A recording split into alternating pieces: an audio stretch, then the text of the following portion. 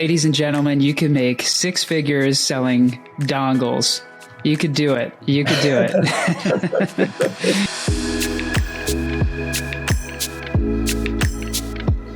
All right. And just like that, we are back again with the Mind the Growth podcast. As always, I am Chris Kinghorn. And I'm Eric Hoffman. And today we have the startup wizard himself, Robby Choueiri. Perfect. Nice. Most people butcher my last Choueiri. name, so I appreciate it. Can you give us the explanation of what you said of how your last name is spelled and what it looks like? Yeah. So my last name looks like someone backhanded a keyboard, and it's Choueiri. And the best way that I've been able to find pronouncing it is just the shoe like your foot, like the shoe on your foot, way, direction, then REE. So it has its own flavor, but yeah, you did a great job with it. I'm gonna take two. Yeah, exactly. Choueiri. There we go. Awesome. And for those who don't know, I've known Robby for years now, and I still butcher his last name, so it's very embarrassing. But thanks, Robby. Thanks for jumping on. Yeah, thank you. Thanks for having me. Perfect. So let's dive into this. You've got an amazing story. So if you would maybe give the listeners a few minutes of your background, where you come from, your history, et cetera. Yeah, definitely. So I don't look like it, but I'm actually from Beirut, Lebanon, a small village 15 minutes east of there. I look like a redhead from Phoenix, but that's not the case. Grew up there playing soccer. Opera singing is my deepest secret.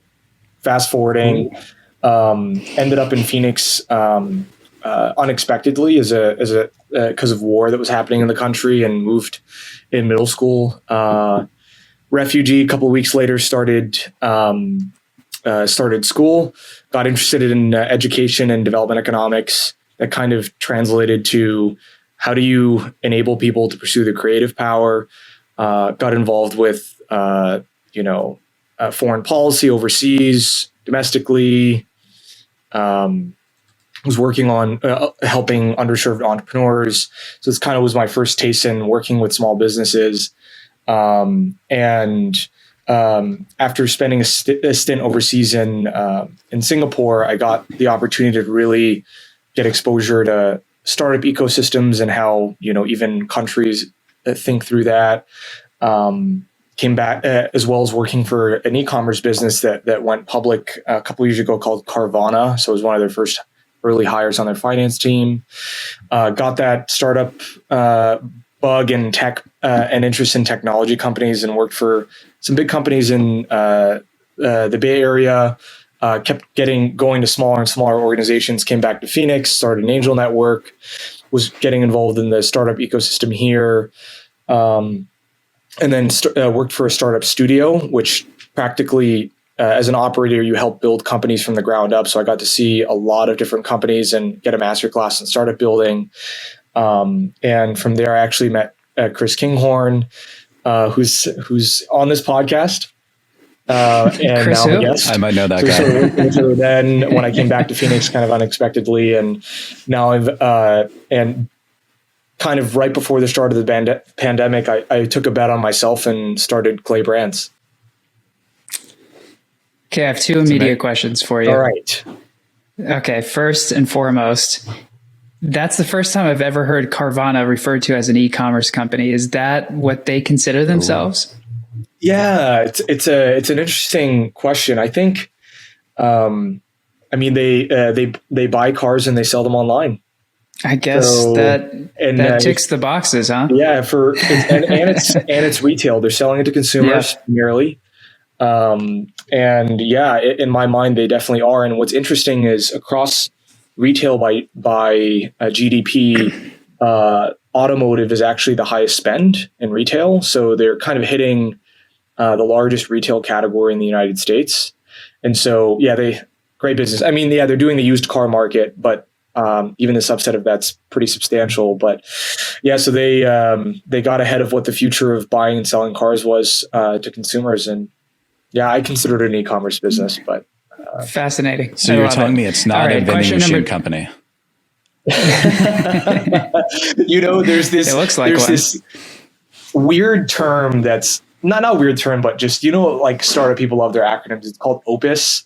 it started becoming popular in the pandemic, where you're practically, it's all what does it stand for? It's practically when you buy something online and pick it up in store. So online, pay online, or online pay, pick it up in store. Whatever it is, it just means practically when you're going to pick up on curbside. And so they kind of took one of the early variations of that with a car vending machine, where you could practically buy or reserve your car, go experience it, pick it up, see it, with no person involved. Now, I know Opus involves an actual person, potentially just, you're clicking your trunk open, someone's putting whatever you bought in the car, you're going up inside and picking it up. But yeah, pretty creative. What's an amazing marketing angle as well too. Just you drive, if from those of you who are not familiar with the Carvana location here in Tempe, you drive on the 202, which is a major freeway, and right off the highway, you see this massive car vending machine, and it's got a bunch of different colors in it. It's got the logo on the top, so it's money well spent, in my opinion. It's a nice hook they got. My second question is, would you prefer to give us a sample of your opera singing now or at the end of the episode? Hey, you know what?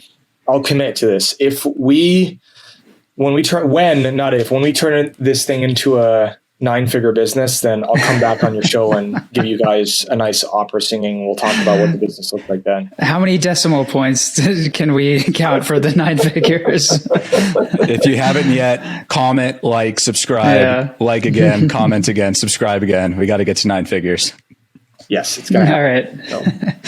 All right, Chris, off to you. So let's, Robby, let's take a few minutes to talk about the Coplex experience in your time there. We've got a handful of questions around the number of startups that you worked with, kind of what the current Phoenix startup scene is looking like. But can you explain kind of what Coplex is and what you were doing while you were there?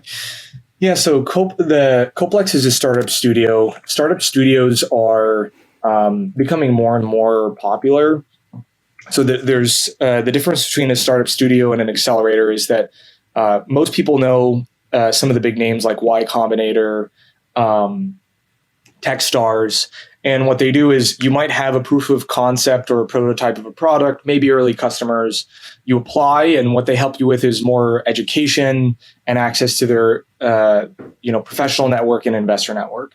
A startup studio has many flavors, but primarily what startup studios are doing generally you're seeing pods of teams experimenting and throwing stuff on the wall, and actually operationalize and investing in a company from the ground up. So you might have these 4 or 5 different startup teams under one umbrella.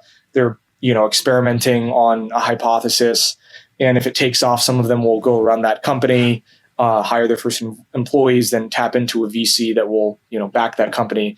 But you're practically starting it from a napkin to raising its first round from venture capital, and doing it with a small team instead of more of this education program with a network and some funding. Hopefully, during your time? No, that's perfect. I think that was a really good job explaining it. How many startups do you think that you had worked on during your time at Coplex? I think that you were involved in. I think around a little over 20 is what I was involved, which was a lot. It was that's a huge number. And that involves I would say that involves some deeper ideation on some business ideas as well as encompassed in that 20. Okay. So, I mean, that's a really good taste of working with different founders. I'm assuming different verticals, different industries, et cetera. But so in your opinion, how early can you tell if a startup is going to succeed or fail? That's a really good question. I think what I learned is that there's definitely some pattern recognition when it comes to starting a startup, but I think a lot of times you have to define what the traction is, a North Star of what you're looking to do for the business, whether it's value propositions, whether it's building user base, whether it's getting your first 10 customers. I think a lot of times the litmus that many people regard as, kind of knowing that you have something in product market fit is getting to at least 10 customers in a B2B business. And so it depends working backwards from what you think your what success looks like, and at least starting to see some early promise from a goal that you've set. I think starting off experimenting, sometimes businesses take a life of their own, but to me, I think that's some of the early signs of success are making sure that you're defining what that key metric is or that goal, seeing if you can experiment away at that you're building the right value proposition for the given customer that you're selling to, and supporting and solving their problem.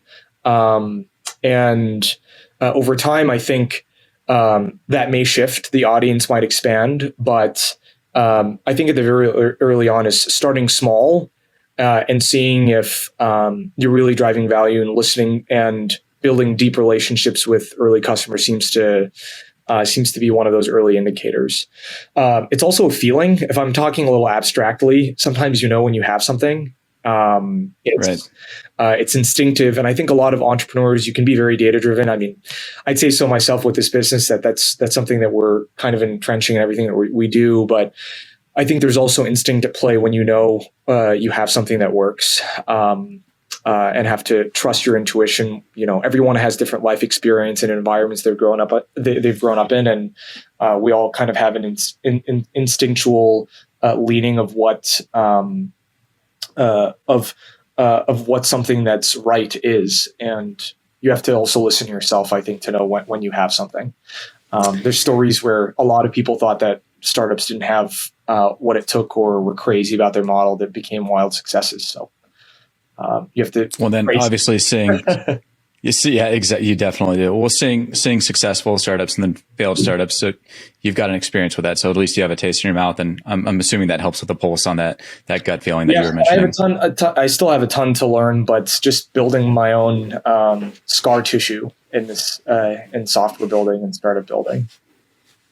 So from two fellow Sun Devils, how did you get involved with ASU?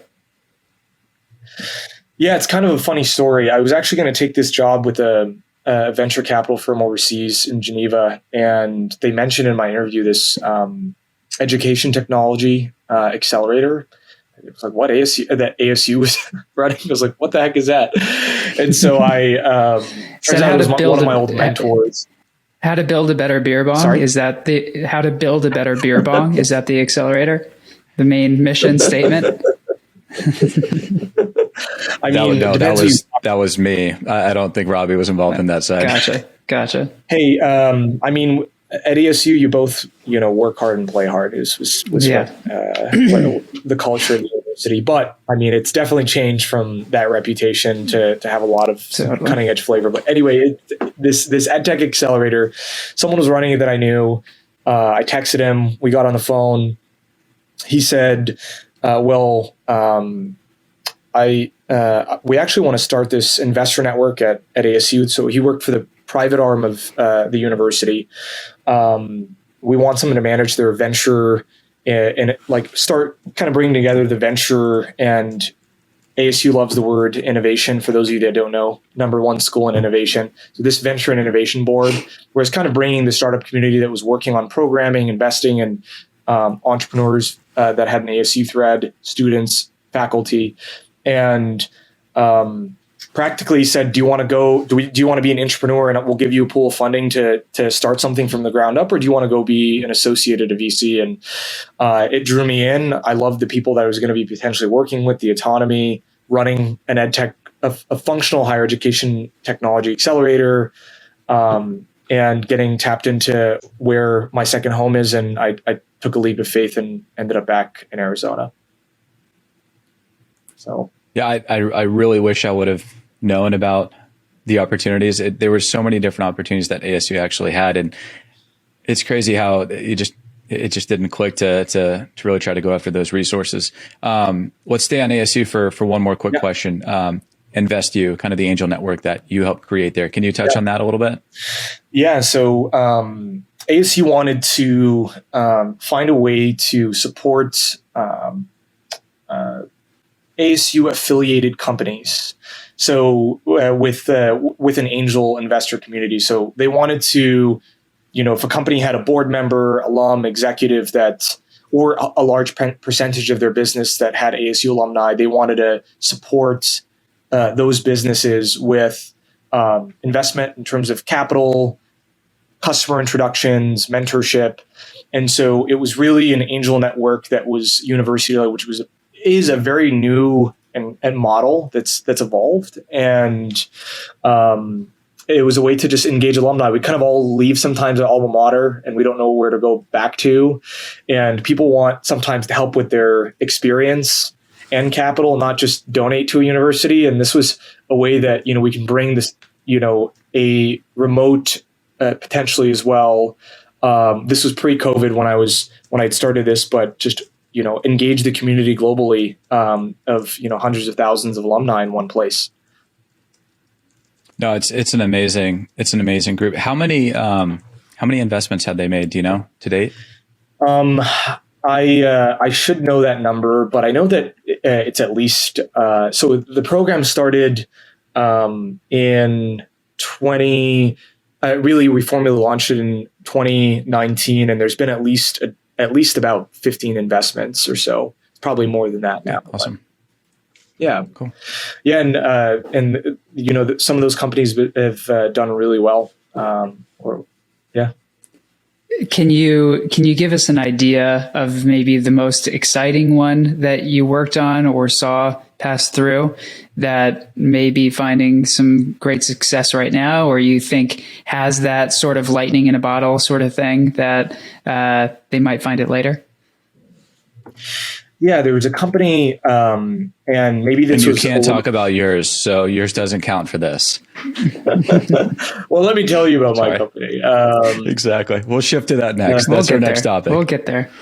Yeah, so I'm trying to think through. I think the one company that really, at least the most successful company to date that came out of that network was a company called EVisit. It's a telehealth business. We kind of funded them. Maybe timing was a little bit perfect, but they've raised $45 million from Goldman Sachs. I think their valuation is, I haven't talked to the founder in quite some time, but I think that likely puts them at, easily over 150, 200 million post money.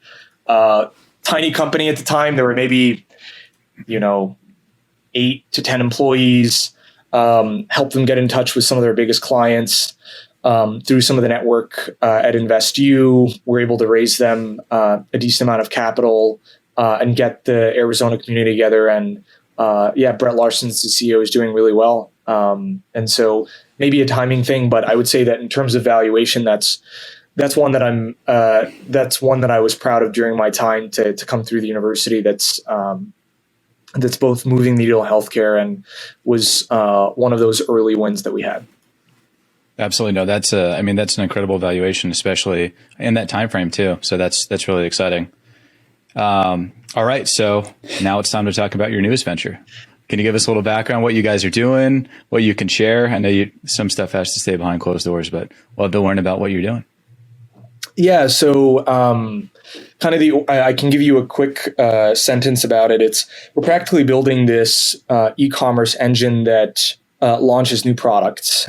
So we use data as an unfair advantage to figure out what customers want. So working backwards from customer demand end to end, we identify opportunities to launching them. And it was interesting because we started off in the pandemic. I know that I've told you this story, Chris. It was kind of started as a joke, but in February, me and my now business partner started experimenting with e-commerce businesses. We started to say, what if a pandemic happened, what were going to be some areas that accelerated? We started off our first product as a little bit of it started as a joke, but then it turned into something very serious. We launched a bidet attachment and because during the toilet paper shortage in March, we started hearing a lot of people talking about it, that product specifically, and search volume went up substantially. We modeled it out. There was a company that had they did 20 million in top line revenue in 2019 and 50 million in 2020. And we looked at that and said, we could probably do something like that. We can pull this off. Let's give it a try. And it manifested into building this predictable portfolio of e-commerce brands that we're now pursuing, and just doing it over and over again. And it's really exciting. So that's incredible. So it all started with started with the bidet. Yes. Now we've done a lot more complicated products, but it started somewhere. It started small. Getting into the data gathering aspect of it, what are you looking at in terms of trends? Are you just going on like Google Trends, or is there more of a proprietary approach? How are you identifying these opportunities? Yeah, no, it's a great question. So I think, so right now, most of our business is done on Amazon because it's 50% of the e-commerce market. That's not to say that we're experimenting direct to consumer.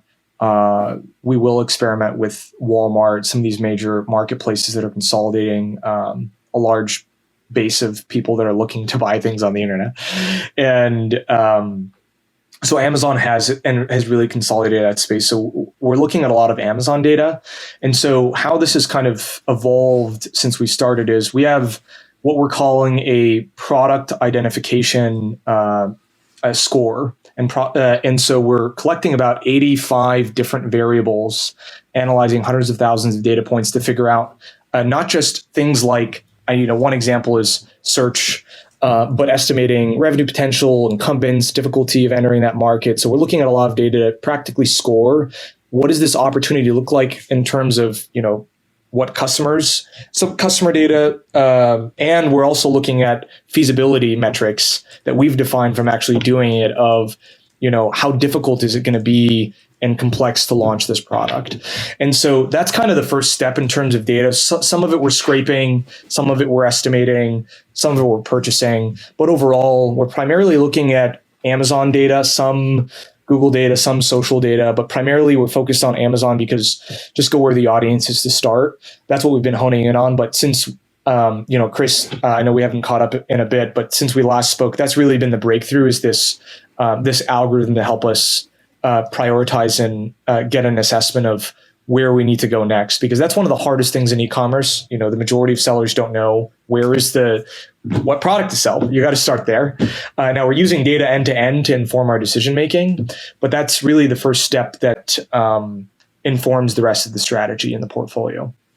And with that type of data that you're gathering and the algorithm you developed, are you viewing this solely as, let's say, your value add as a company that gives you the edge? Or are you thinking of it maybe longer term as something you'd consider licensing out to other groups that are trying to make it in e-commerce? What's your thought on that? Yeah, we go back and forth. I think the funny thing is, it feels like e-commerce is the Wild West. The U.S. Census has only been tracking e-commerce since 1999. Amazon started really, not that long ago. I mean, it's been around 25 years. And so when you think about it, a lot of the software in the space is, I think, not as developed or not as mature as other verticals. And I think that's definitely a possibility. There's a lot of white space that we see in e-commerce. I think the way that we're thinking about it today is let's eat our own dog food and actually do it ourselves and show that we have a process. Right now, we're estimating, and I don't want to give a specific figure, but a small subset of products account for 10% of Amazon's market. So we're talking, and there's 350 million products. That's their catalog. And so they ship 8 billion packages a year. There's so much, it's the Wild West. And so we're like, okay, if we can do this with a very small prioritized list of products where, we are looking at the total addressable market of these product opportunities on Amazon specifically, then let's start where most of the value is being created. And so that's kind of how we think about it is let's do it ourselves. We have this information that's worked now across 7 products at this point since we started full time. I went full time on this business in February of 2021. We're a team of 3 people and are already growing this thing to a pretty decent size. And so we want to start it off as a differentiation and a moat, build out a process, streamline, this product launch engine. And I think eventually a lot of the tools that we're building, we could definitely monetize. hopefully that answers your question. The short story long is I definitely think beyond just the product matrix, there's other things that we're building out and streamlining that could definitely be monetized in the long run and help a lot of companies out. How many brands have you guys created? Do you have kind of a general an umbrella with brands underneath it, or I guess individual stores underneath it? What does that structure look like for you guys? Yeah, that's a great question. Right now, we're taking the parent company approach. So we have this parent company called Clay Brands, and each one of our brands is a subsidiary. Now, how we're structuring it recently is every product is going to be its own brand, and if we want to have flexibility of selling that asset off in the future, we can. If we want to keep it consolidated into the portfolio, we can as well. So it just gives us that flexibility. The other thing is, from a liability perspective, you have all of these different businesses to some degree separated, and just gives us more flexibility to scale and just decide what we want to do with these businesses that we're building. I think in terms of number of brands, we're at about, so we have, I should know this off the top of my head, about four different brands. The reason why I actually struggle answering that, the notion of a brand is close to, the conservative number is 72% of product searches don't actually have a brand. And so we really think about our businesses as products. Yes, we have brands and we're actually, positioning like a direct consumer company, but that's actually not the behavior of marketplace purchases. So we just think about brand differently. I think that notion is changing. I think it's still relevant direct to consumer and brick and mortar retail, but it's less important on marketplaces, which is why we're happy separating them. That's not to say that we're not going to. We're about to launch one of our best products as a brand direct to consumer, but it's the behavior is changing because of COVID being a forcing function and really Amazon. Gotcha. No, that makes sense. Have you guys to today's date, have you purchased any of these or have you sold any of these? I know you had talked about scaling. Are you continuing to plan on scaling organically or is it through acquisition? Great question. So what we've realized with our background and my background at Coplex is that the value creation that we've been able to unlock is how do you take a consumer product from an idea to a business that's growing? And we've now thought about a systemic way of doing that repeatably and in a scalable fashion. And we went down the rabbit hole of acquisitions and we started modeling out and actually almost bought a company. However, what we realized doing a cost benefit analysis is we can get the same EBITDA spending a small fraction of the cost. I mean, if I'm being conservative, it's likely a larger number than this, but 1/20th of the cost and get the same EBITDA in our first month. And so we started to think, okay, dollar for dollar for where we are, both our time, energy, experience should be spent on what we've already figured out, which is this process to repeatably and launch successful products in the internet. And so that's where our focus has been just building data and tools and playbooks around that. And I think in the long run, that's something that we will explore and do. But the data that we're collecting on our own product performance, how we assess and think about these opportunities, it's actually, we think, going to be synergistic because if we're in a category that we know really well and we're getting a lot of market share and we already have the manufacturer relationship and a product is growing, imagine how much better it would be when we've already, proven out a specific product or business and went and bought something to accumulate market share.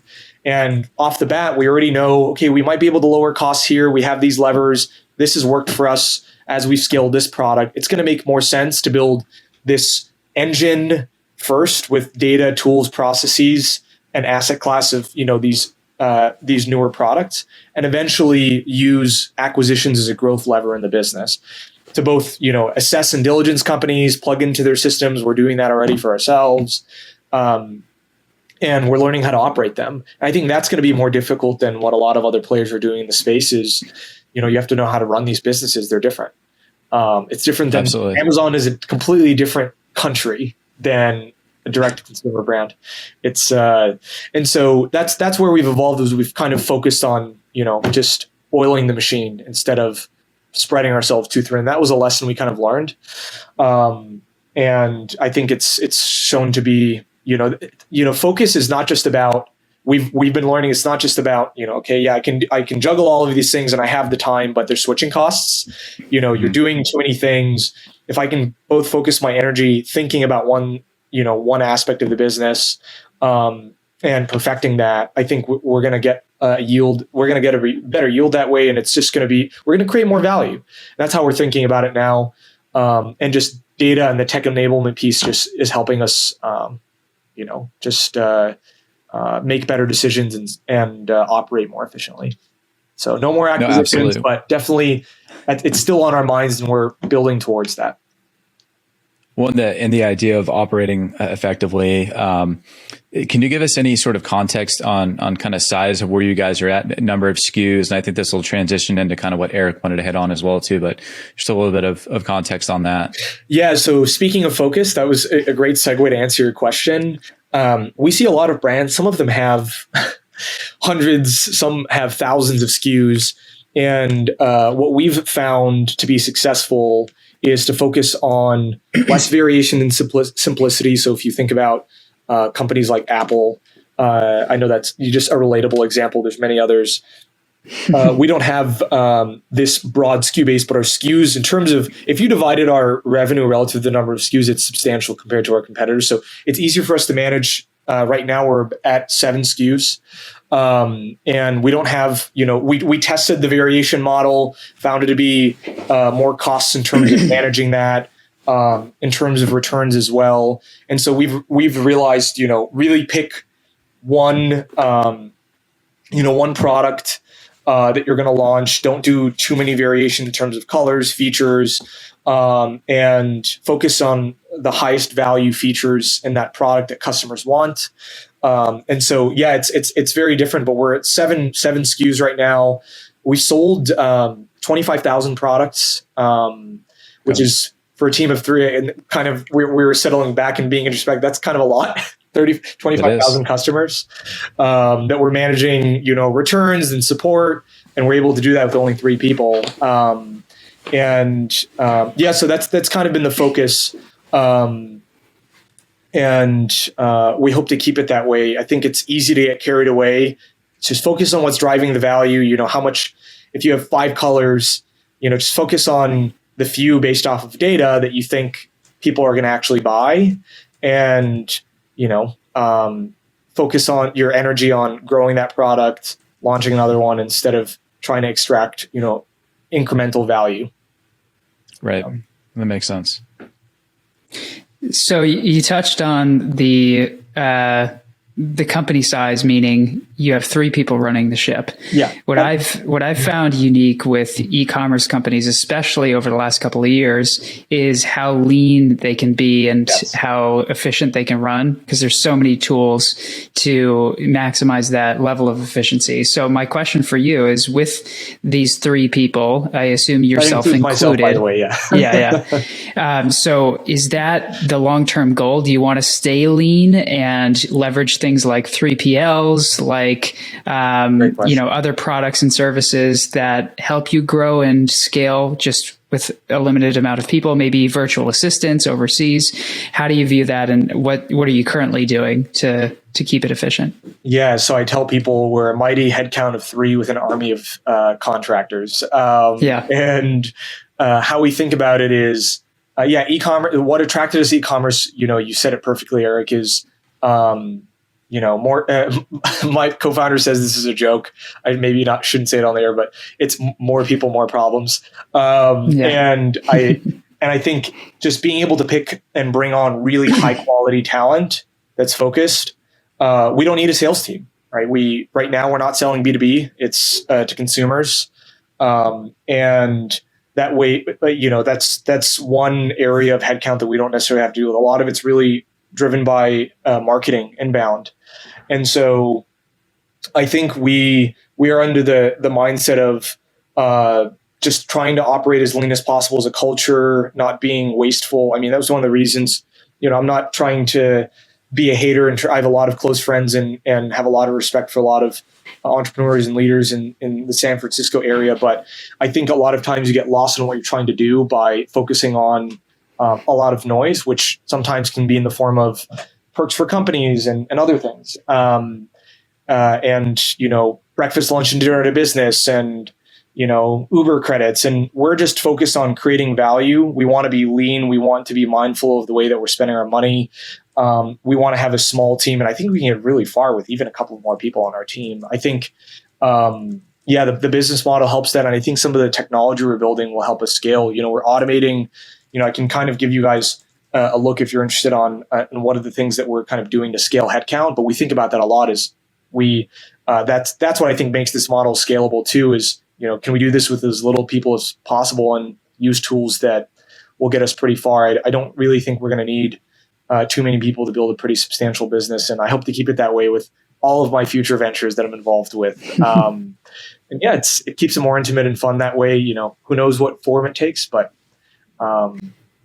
less is more. So a response to one of those things, I've always said 2 people in business is a partnership and 3+ people in business is a dictatorship. So you don't need to mince words. We all get it.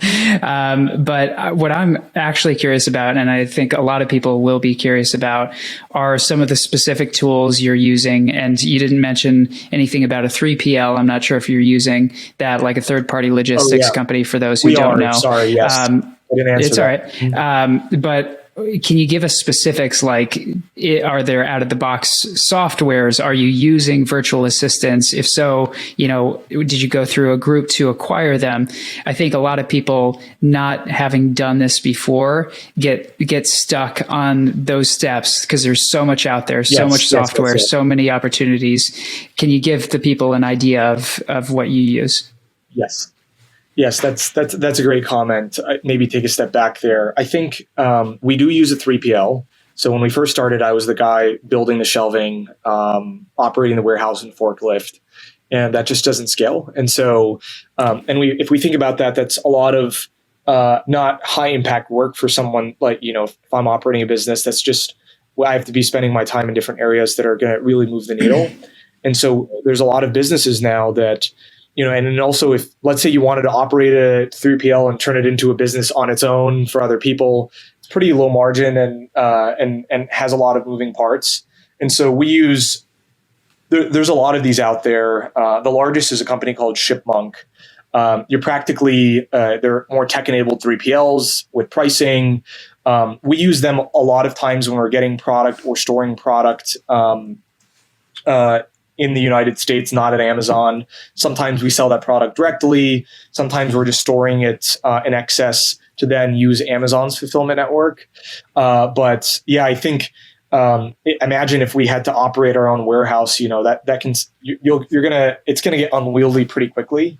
Especially with the amount of volume and product that we're moving. So as much as we can outsource, sometimes day-to-day or blocking and tackling like that. That's one very clear example. We're also using, with my business partner, Danny, he's the best digital marketer I've ever met. He has several exits. He's spent, probably north of $50 million in ad spend. And he's been testing, dozens of different agencies that have expertise on Amazon, because you don't have to reinvent the wheel. A lot of people think they have to figure something out from the ground up. Let's bring in an expert that we pilot and test, maybe even a few at the same time, see how they perform, and learn from the thousands of companies or hours that they've put in Amazon paid ads. Now, Danny being Danny, he's been outperforming most of these agencies himself, but he learned a lot of tactics and playbooks that way. Honestly, we use, for small tasks like, hey, I need to web scrape X amount of data, or even for some partnerships, I'll actually just hire someone or post it on Upwork. Upwork.com is a freelance website. You can practically find anyone to do anything that you need. You can't be an expert in everything when you're an entrepreneur. You need, like you're saying, you need to have these army of contractors, or this especially if you're bootstrapping, this outsourced team of sometimes tactical things that you just need help with. Like we have, a bookkeeper / accountant. She's great. That takes stuff off of my plate. We're using an agency to really manage some of the, a lot of, I'm just going to say it, grunt work on Amazon setup that we just don't want to deal with if we're doing it over and over again. I found a guy for setting up entities because I don't want to go through that process every time at a fixed rate.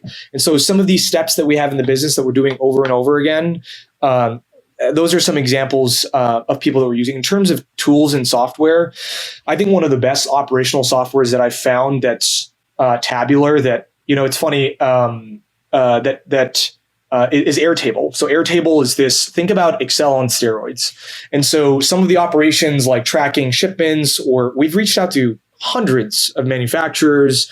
We use Airtable for semi-automating tasks, storing information like invoices, to just help us keep everything centralized in one place. And the reason we use something like an Airtable is that if you want to build an application on top of it, if you want to export that data, there's a lot of no-code capability where you don't have to start from the ground up if you want to build a small, quick solution, to help automate some of your processes and not scale headcount. So Airtable has been definitely a time saver for us. There's some other tools as well, but I think in terms of what's relevant if you're not building an e-commerce business, use Typeform if you're creating a form to collect user information, or use Zapier as a glue of the internet, right? So you can connect different applications without a developer. That's something that we use to connect some of our different applications.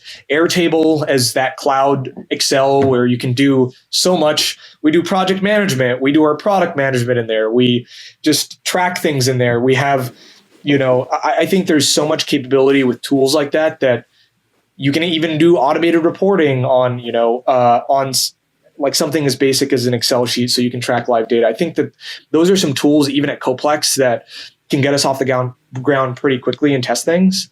If you're building a website, don't, use Webflow, right? Webflow is now this new tool that is new web design framework that you can build e-commerce stores. And I mean, I would still say use Shopify, but you can do a lot of dynamic things without being technical on something like a Webflow that scales with you. And so don't try to build something from scratch. So I think the big picture, I'm sorry I'm rambling, Eric, is don't be an expert in everything. Hire people, and that goes with tools. Find tools that are already there and hack it. Don't spend your time trying to, invent something. Just take something that will get you 90% of the way there, and then eventually learn the process of what you need as you grow, and then semi-customize or customize the tool.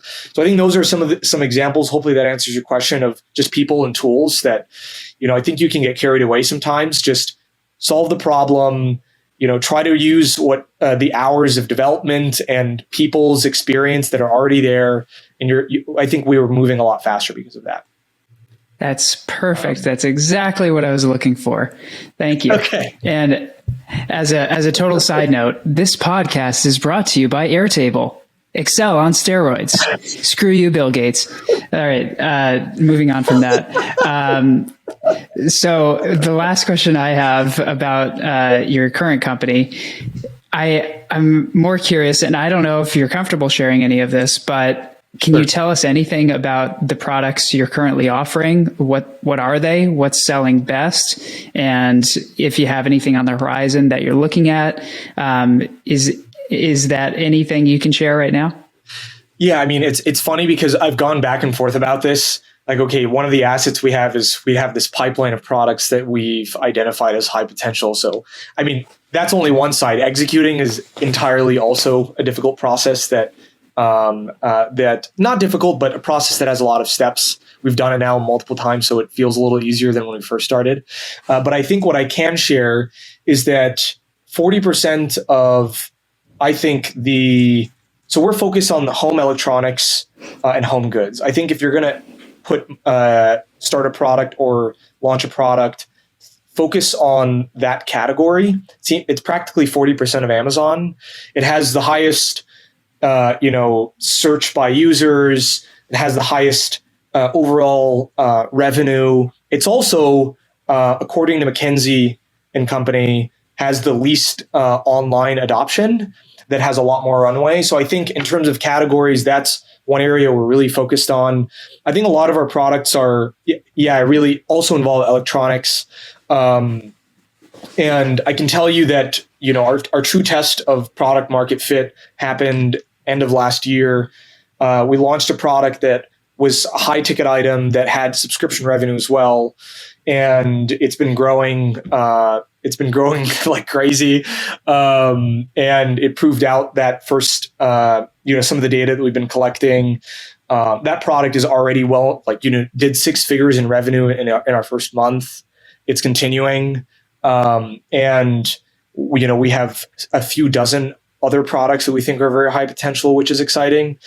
We grew from last month 50%. We're at least going to grow, we think, another 25% next month. In April, grow another 25%. And so I think my advice, if you're launching a product, maybe not talking about the specific product, is obsess over it. Really understand the product. Don't go fully custom. Kind of back to the thesis of it doesn't just apply to software and outsourcing, your tasks to people. It even comes. This is what we're doing with consumer products: is we find something that has 90% of what we already want. We make a few tweaks, which we call in the retail industry private label. That's 70% of the products that you buy, and we just see how we test the manufacturer, see if it starts selling. And then we can semi-customize it instead of spending $50,000 to $300,000 to make something perfect and custom. We find something, we start selling it, and I think find something that gets you 90% of the way there. But focus on listening to and researching what are the main features that you think are what most people are looking for, and I think that'll get you pretty far. I think a lot of people try to overcomplicate product launches. Just find something. Act, don't overthink, take a risk and bet on yourself, launch the product, and you're going to learn a lot, even if it doesn't work. So hopefully, I know that was me getting around your question, but I think those are the categories in the way that I would think about product opportunities. It's okay. I'll say it the without you saying was very it. Motivational. I liked it. Ladies and gentlemen, you can make six figures selling dongles. You could do it. Computer equipment. All right, Chris, you had a question. Yeah, Robbie. So last question on the company, and then we'll stop harassing you about what you do. Oh, no, it's so we are now in March of 2022. So we are just over 2 years into a global pandemic, shutdowns. How have you guys been able to navigate logistics? Obviously, that's a huge component of what you do. What are you starting to see some of these tensions alleviate as time has gone on? Things sped up? Are things more difficult in some areas? What has been your experience as a whole? It's been a cluster. So as a small company, people have seen shipping containers go up 10 to 20 times what their price was pre-COVID, which really strains margins. So I think we've been very diligent on financially modeling out, like before we launch a product, is this feasible given where things are? So when we started, we dealt with a couple of constraints. One, prices went up like crazy, so we had to adjust, doing slower shipping routes to save money. Also just looking at products that had a little more price elasticity, so flexibility with what we could charge.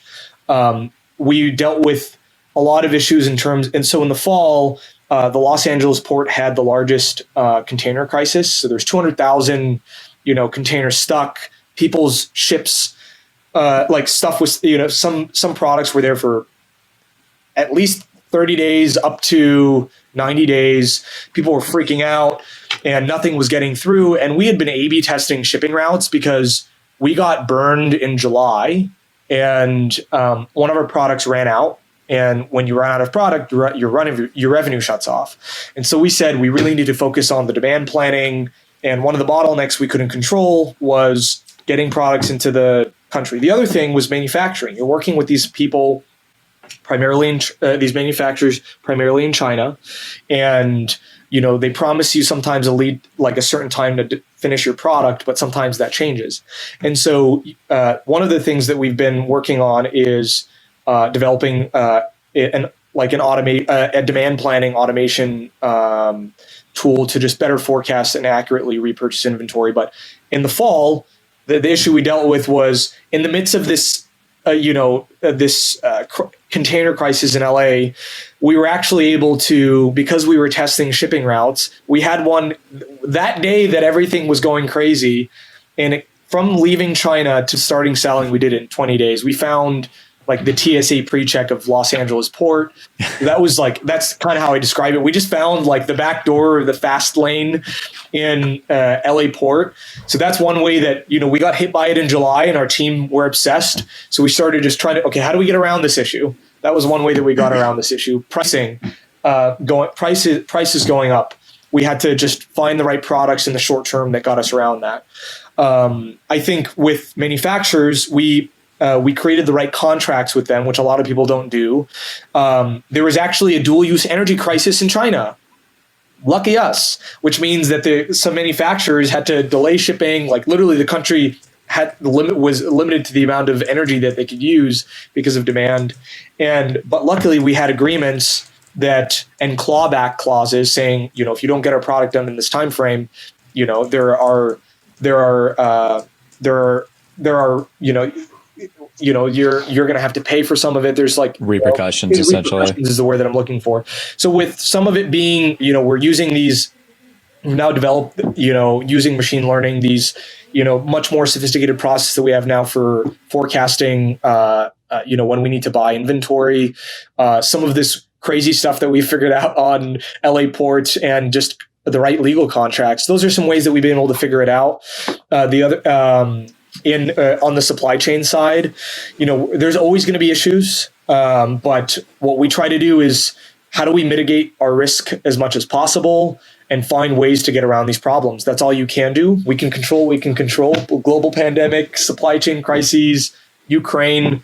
We just have to do our best to just keep going. So. You got to find all the different TSA pre-check avenues. Yeah, we found I love that. That was amazing. That's going on the clip on Instagram, just to give you a heads up. Yeah, I mean, it's that one was a good one. And I think I think the other thing that we've seen in e-commerce during the pandemic is with some of the privacy issues with iOS 14.5, that update really cut off a lot of Facebook's pixel tracking, and that hurt a lot of e-commerce companies' spend. So luckily, we've been using Amazon at the beginning because we're trying not to rely on Facebook, but we've been able to also find ways. Direct consumer. How do we get around rising customer acquisition costs because of the pandemic, because of what are happening with large tech companies? We see a problem when we try to get ahead of it, but sometimes we're going to get it's inevitable that we're going to run into issues. It's not an if, it's just what are you going to do when you're there?